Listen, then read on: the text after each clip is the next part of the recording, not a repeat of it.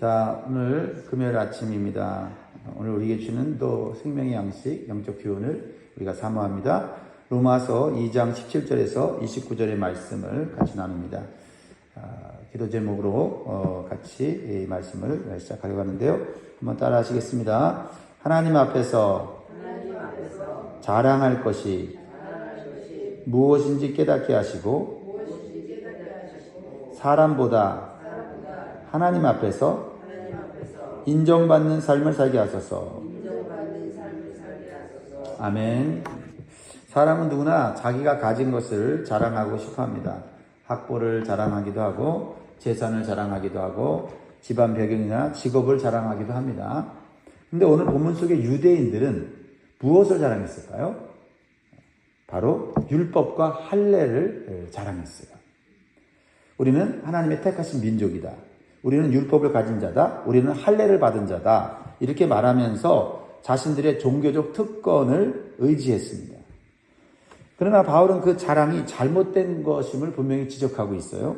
왜냐하면 율법과 할례는 하나님께 의롭다 하심을 받는 조건이 아니라 오히려 하나님 앞에 순종해야 될 책임을 드러내는 것이기 때문이었습니다. 오늘 우리에게도 똑같은 도전이 있어요. 성경책을 가지고 있고 교회에 출석하며 직분을 갖고 있습니다.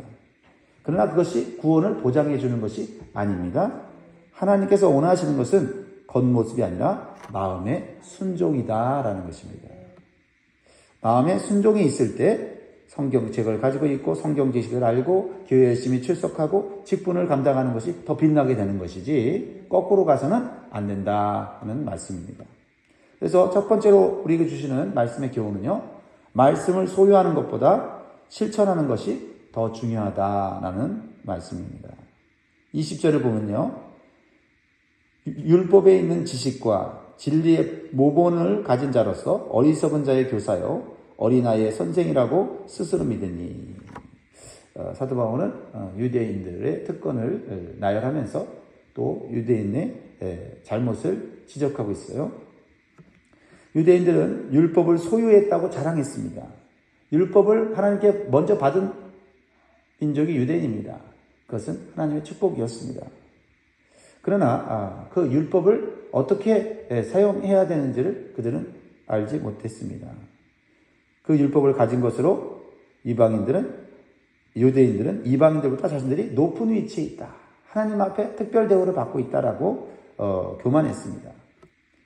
그래서 유대인들이 예수님을 믿은 이후에도 우월 의식으로 교회 안에서 다른 성도들과 갈등을 일으켰어요.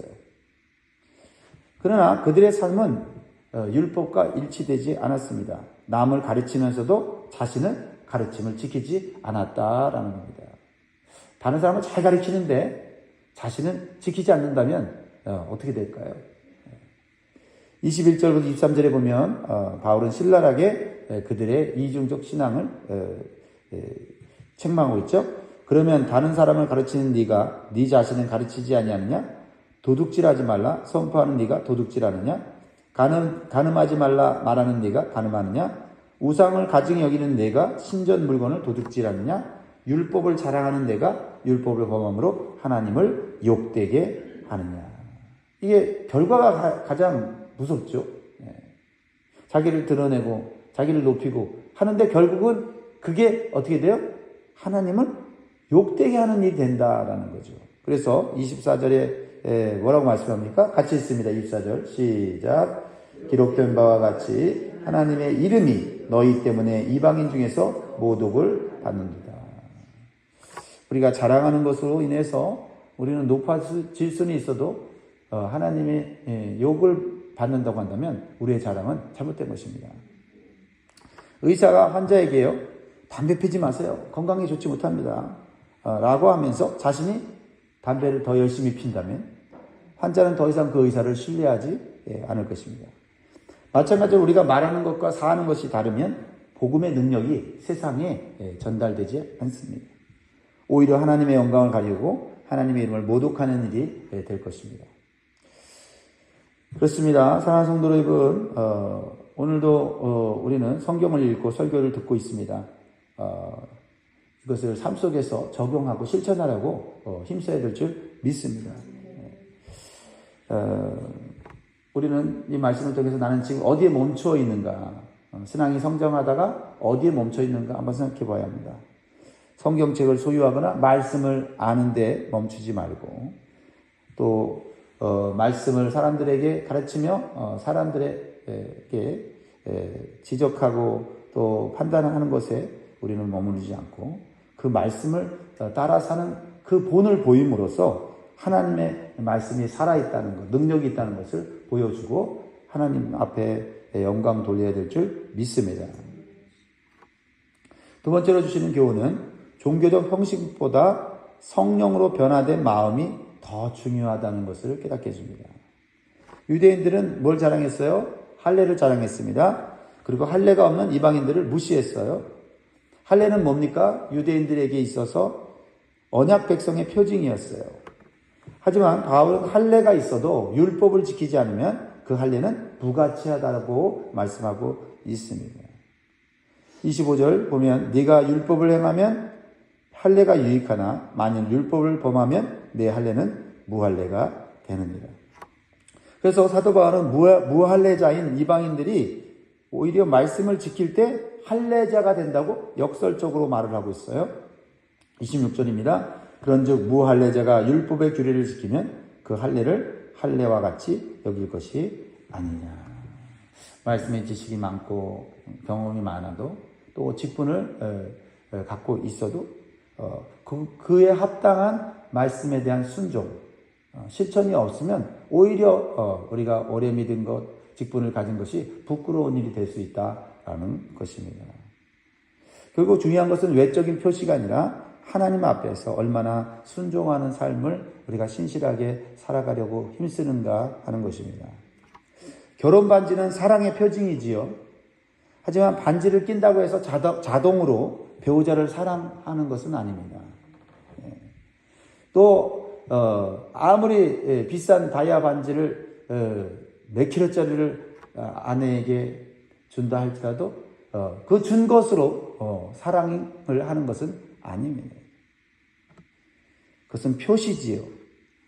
사랑의 마음이 있고 실천이 있을 때만 그 반지가 의미가 있는 것처럼 마음에 순종이 없는 할례는 아무 의미가 없다는 말씀입니다. 우리에게도 세례나 교회 직분은 중요합니다. 그러나 그 자체가 구원을 보장하지 않습니다. 하나님 원하시는 것은 겉모습이 아니라 성령께서 변화시켜 주시는 마음이에요. 사랑하는 성도 여러분, 우리가 자랑하는 것이 무엇입니까? 우리가 자랑하는 것이 외적인 종교적인 어떤 표시나 그러한 외적인 모습이 되어서는 안 됩니다. 하나님은 겉모습이 아니라 우리의 마음 중심을 보십니다. 성령으로 변화된 마음이 진짜 표징인 줄 믿습니다. 그러므로 오늘도 성령의 감동을 받아 우리의 마음에 말씀을 주실 때 그 말씀에 순종할 수 있기를 주의 이름으로 축복합니다. 세 번째로는요, 사람에게 칭찬받기보다 하나님께 인정받는 삶을 살아야 한다고 말씀하고 있습니다. 마지막으로 바울은 교만하고 이중적인 신앙을 가진 유대인들에게 분명한 교훈을 줘요. 28절, 29절 같이 한번 읽어볼까요? 시작. 무릇 표면적 유대인이 아니요 표면적 육신의 할례가 아니니라. 오직 이면적 유대인이며 할례는 마음에 할지니 영에 있고 율법 조문에 있지 아니한 것이라. 그 칭찬이 사람에게서가 아니요 다만 하나님에게서니라. 네, 우리가 사람의 칭찬만이 이 세상에 있는 게 아니에요. 그 사람의 칭찬을 뛰어넘는 하나님의 칭찬이 있다. 그러니까 어디에 우리가 집중하느냐에 따라서 우리의 인생은 달라질 것입니다. 그렇습니다. 계속해서 하나님께서 우리에게 주신 도전은 뭡니까? 하나님의 백성, 참된 성도는 겉모양이 아니라 성령으로 변화된 내면이다라는 거죠. 그래서 사람에게 보이려고 하는 신앙이 아니라 하나님께 칭찬받고 인정받는 신앙이 참된 신앙인데, 그 신앙이 되려면 자꾸 우리는 내면을 들여다봐야 된다는 거죠. 거울을 보면서 우리 외모를 가꾸는 것처럼 우리의 내면을 말씀의 거울로 비춰서 자꾸 들여다봐야 된다. 그렇죠? 요즘 최신형 스마트폰을 사려고 가지려고 노력을 하죠. 그런데 최신형 스마트폰이라도 그 안에 배터리가 고장나면요, 아무 쓸모가 없다 하는 것을 우리는 잘 알고 있습니다. 그렇죠? 겉은 멀쩡해 보여도 안이 고장나면 사용할 수가 없는 거죠. 그건 뭐예요? 사람들이 볼 때, 야, 최신형 스마트폰이다. 기능이 대단하지. 근데 겉만 삐까번쩍하지 안에 내용은 쓸 수가 없다. 그러면 그것은 허울 좋은 것에 불과한 것이죠. 우리의 신앙생활도 그렇게 될 수 있다라는 거예요. 그렇죠? 겉은 삐까번쩍한 신앙인처럼 보여도 그 마음이 성령으로 충만하지 않으면 아무런 능력도 지혜도 나타나지 않고 오히려 사람들에게 실망을 주고 낙심을 주는 그런 언행이 일치되지 않는 삶을 보여줄 수가 있다는 겁니다. 그렇습니다. 사랑하는 성도 여러분, 우리는 누구를 의식하며 살고 있습니까? 사람의 눈길보다 하나님의 눈길을 의식하며 살아야 될 줄 믿습니다. 사람의 칭찬은 잠시지만 하나님의 칭찬은 영원합니다. 오늘 우리 모두가 주님 앞에서 잘하였다, 착하고 충성된 종아라는 음성을 듣기를 사모하면서 사시기를 바랍니다. 자, 오늘 말씀을 맺겠습니다. 사랑하는 성도 여러분, 오늘 말씀을 통해서 우리에게 주는 교훈과 도전을 마음에 새기시기를 바랍니다. 현재 우리가 자랑하고 있는 것이 무엇인가? 그리고 그 자랑이 누구를 위한 자랑인가를 한번 묵상해 볼 수 있기를 바랍니다. 그리고 내 신앙과 삶은 얼마나 일치되고 있는지를 살펴보아서 이중적인 신앙에서 벗어날 수 있기를 바랍니다. 그런데 우리의 힘으로는 말씀의 순종을 끝까지 해낼 수가 없지요. 그래서 오늘 또 기도해야 되는 거죠. 성령의 도우심을 간절히 구하시기를 바랍니다. 오늘도 성령께서 우리의 마음을 새롭게 하셔서 말씀대로 살아가게 하시고 사람 앞에 아니라 하나님 앞에서 칭찬받고 인정받는 성도가 되시기를 주의 이름으로 축원드립니다. 기도하겠습니다.